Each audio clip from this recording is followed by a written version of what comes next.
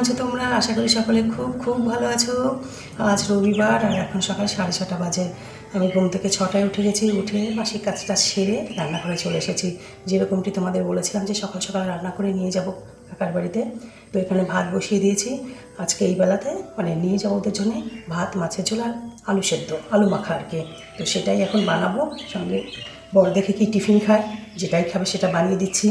Maggi আছে, ভাবছি আজকে ম্যাগি চাওয়ের মতো ঝুরঝুরে করে বানিয়ে দিই, কারণ এর থেকে বেশি মনে হচ্ছে না কিছু হবে। তো চলো রান্না করি, আর রান্না করতে করতে তোমাদের সাথে গল্প করি।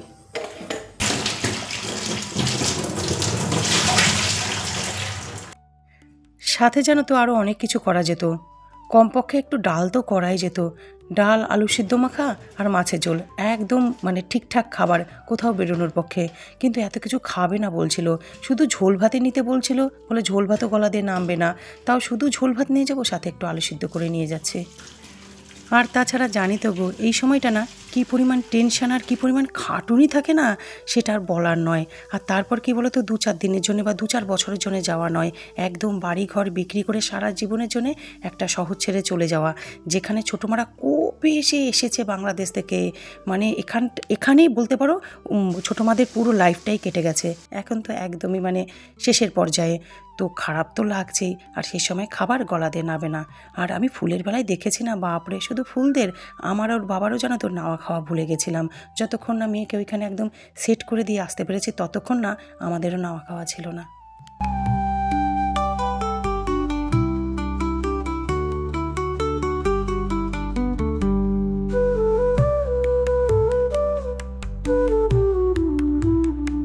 আর তোমাদেরকে বলে রাখি বন্ধুরা, এই দেখতেই পাচ্ছ যে ম্যাগি সিদ্ধ করেছি। ম্যাগিটা জানো তো একদম ঝুরঝুরে চাউয়ের মতো তৈরিও করেছিলাম, কিন্তু বর না খেয়েছে, না সাথে করে নিয়ে গেছে। আমার যদি এতটা খারাপ লাগে, আমি ভয়েস দিতে পারছি না, গলা কাঁপাচ্ছে, বুঝতে পারছো তো বরের কতটা খারাপ লাগতে পারে। ও প্রকাশ করতে পারছে না, কিন্তু ভেতরে ভেতরে না একদম ভেঙে গেছে। এই কটা দিন না ছোটো মারা চলে যাবে জেনেও একদিনও ওই বাড়িতে যায়নি, জানো তো। যাবে বলে ঠিক করছে, বলছে আমি আসছি, কিন্তু তারপর সে আর যাচ্ছে না। একদম একা হয়ে গেছে বলতে পারো। এমনিতেই তো যখন দাদাভাই চলে গেল না, করোনাতে সেকেন্ড করোনাতে দাদাভাই চলে গেছে, তখন থেকেই ও একটু অন্যরকম হয়ে গেছে। মানে দাদা ছাড়া না ও জীবন ভাবতে পারতো না। আর তারপর এখন না সপরিবারে সবাই মিলে চলে যাচ্ছে না, জানি আগে থেকেই তো প্ল্যান হয়েছিল, কারণ ছেলেটার ভবিষ্যৎ নষ্ট হয়ে যাচ্ছিলো এখানে থাকলে। ছেলেটার দোটানায় থাকছিল, এই যে কলকাতায় গিয়েও থাকলো না, ওর ভুবনেশ্বর আর কলকাতা দিয়ে ওর চাকরিটা আর কি, ওর কত না সুবিধা হলো ওইখানে। তারপর ওর পিসি আছে ওইখানে, সব মিলে মামা বাড়ি আছে, সব মিলে ওর খুব সুবিধা হলো। এই এতটা দূরে সেই কল্যাণ গ্রামে বাড়ি, এখানে মা ঠাকুমা, বয়স্ক ঠাকুমা থাকা, তারপর এতদিন দাদু ছিল, ওর উপরে যে কী চাপ ছিল না। বাড়িটা বিক্রির জন্য আমরা সবাই খুব চেষ্টা করছিলাম। বাড়িটা হয়ে গেছে বিক্রি, ওরা ওখানেও ফ্ল্যাট কিনে নিয়েছে, আজ ওরা এখান থেকে চলেও যাচ্ছে। ওর জন্য সত্যি কথা বলতে আমরা খুব খুশি, ছেলেটার জন্য খুব খুশি, ও ভালো থাকুক।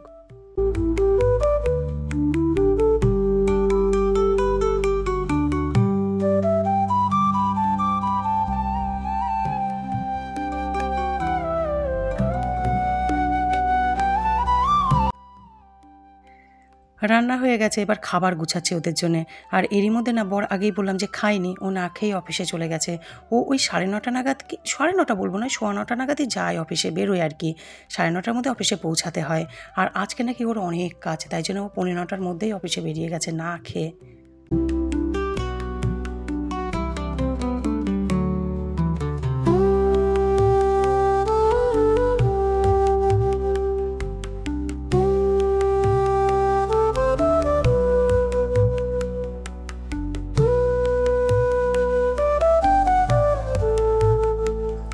এখন 9:30 বেজে গেছে, এবার যাচ্ছি কাকার বাড়িতে।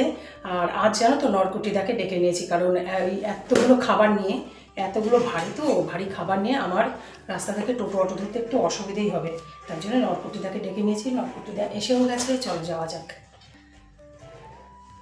লাইটটা অফ করে নিই, লাইটটা অফ করে নিই, চলো।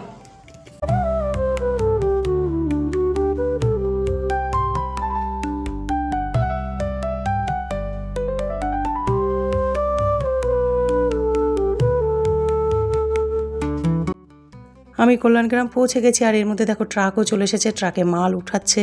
নরকটি তাকে টাকা দিয়ে দিলাম, চলে গেল। গলি দিয়ে দেখো মাল আসছে। আর এই গলিটা আজকে একদম প্রপার ভিডিও করছি, কারণ এই গলিতে আমাদের অন্তত আজকে লাস্ট আসা। ছোটো মাদের না, ছোটো ছোটো আড়াইখানার ছোট্ট গলি। আর ছোটো মার বাড়িতে ঢুকতেই দেখো চারদিকে চোখ গেল, ভুলু, এ দাদা ভাইয়ের ভুলু। দেখো কীরকমভাবে সিঁড়ির নিচে লুকিয়ে রয়েছে। ও বোধহয় কিছু বুঝতে পারছে, জানো তো, চুপ করে শুয়ে আছে। দেখো বলুন না, একদম শরীর ভালো না।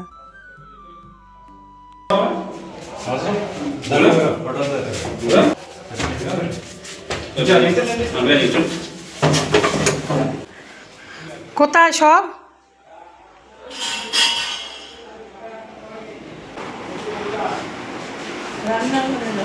হ্যাঁ, এই তো পাতা আছে, আমি না ভাবছি।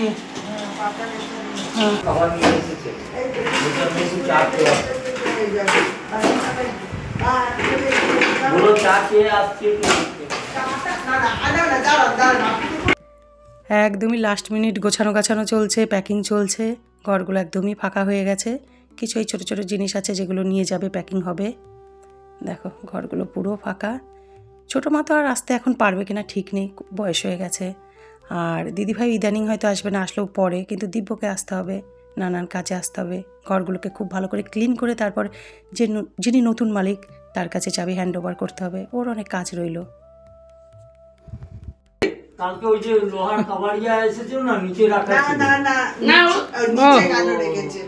নিচে রাখলে, হ্যাঁ হ্যাঁ। তুমি কি ওই ঘরটাতেই রেখেছিলে? না আমি রাখি। বর্তমানে দিদিভাইয়ের ঘর এখন রান্নাঘরে লুট হওয়া শুরু হয়েছে। যা যা রেখে যাচ্ছে তাতে আমরা যে যা পারছি নিয়ে যাচ্ছি। সুজিতদা আছে সব খুলে খুলে আমাদেরকে দেওয়ার জন্য। আমরা লুট করছি, আমাদের আমরা লুট করছি, সুজিতদা খুলে আমরা ফাংশন করি, ব্যাংক এটিএম করে দিচ্ছে। মানে সেই এই গুন্ডা টাইপের সুজিতদাকে ভাড়া করে নিয়ে এসেছি। সুজিতদা খুলতে থাকেন এগুলো। সুপারি দিয়েছি, সুজিতদাকে বিয়ে দিয়ে দেবো সেই সুপারি।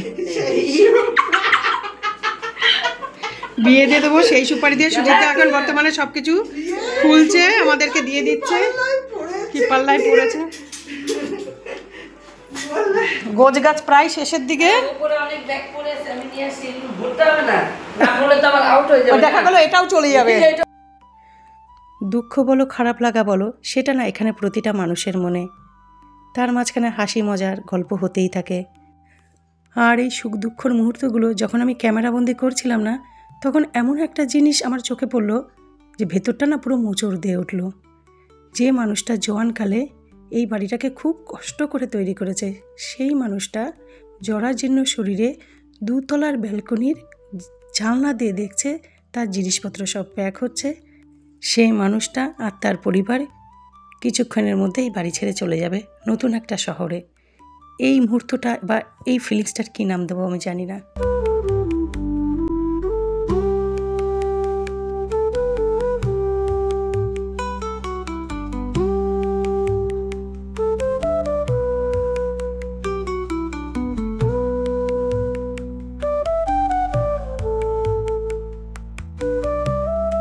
ফাঁকা থাকবে,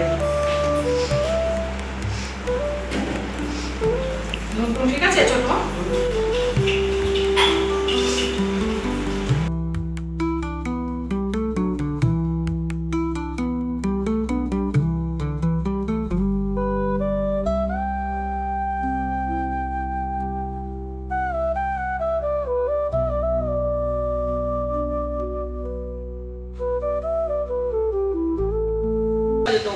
হ্যাঁ, এখানে ভলুর মালিক, বাড়ির মালিক লাস্টবারের মতো বাড়িতে ছবি তোলা চলছে ভলুকে নিয়ে। ও দেখছে। হ্যাঁ, ঠিক আছে চলো।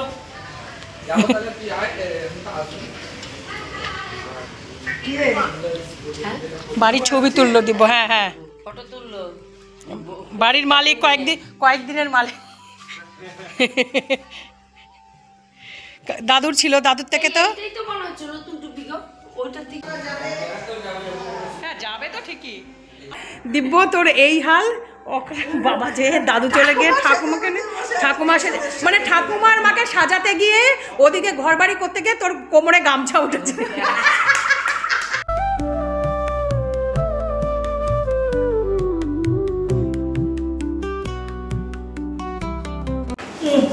জুতো পরে যাবে কি হয়েছে জুতো পরেছে চলো এখন অন্ত হয়ে গেছে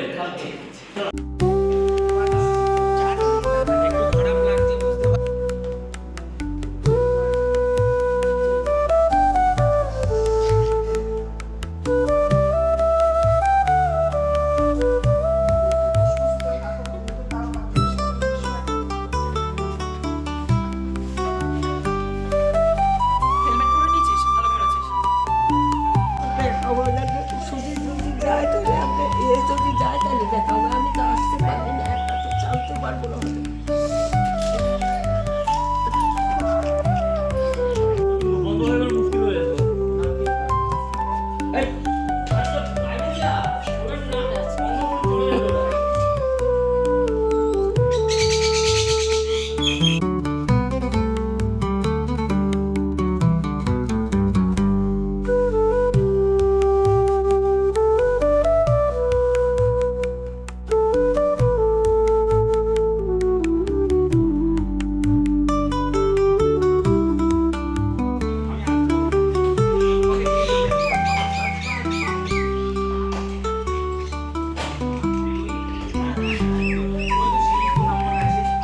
দেয়নি এখনো ওই ভুবনেশ্বরে কিন্তু ফ্ল্যাটটা নেই। আচ্ছা হ্যাঁ সে তো জানি ওমা এটা চাবি কই?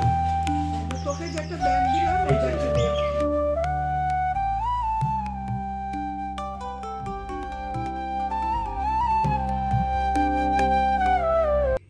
এই কদিন জানো তো আমি বুঝতে পারলাম মেয়ে না একদম বুঝতে পারেনি কেন যে ওর বাবা আসছে না এখানে। কতবার মেয়ে বলেছে বাবা যাও দেখা করো দিদার সাথে, দেখা করো সকলের সাথে, কত কাজও তো থাকে, কিন্তু ও তো আসতে পারেনি। আজ দেখো যাওয়ার সময় না অফিস থেকে এসে মাঝ রাস্তায় দাঁড়িয়ে আছে দেখা করার জন্যে।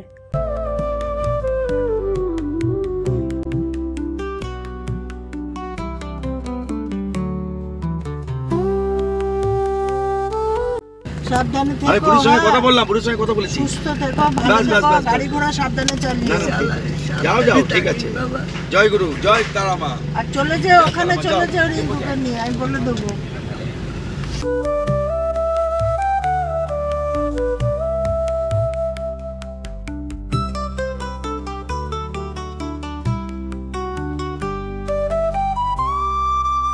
এলাম ঠিক আছে, পরে আসবো আমি। না না ইয়ে হবে, দেখা হবে, আবার দেখা হবে। আরে যাবে ওই তো আর তুমি তো করবা। ঠিক আছে। হ্যাঁ ঠিক আছে। আর আজকের ব্লগ বন্ধুরা আমি এখানেই শেষ করছি। আগামীতে দেখাবে নতুন আরেকটি ব্লগে। তোমরা ভালো থেকো, সুস্থ থেকো, টাটা।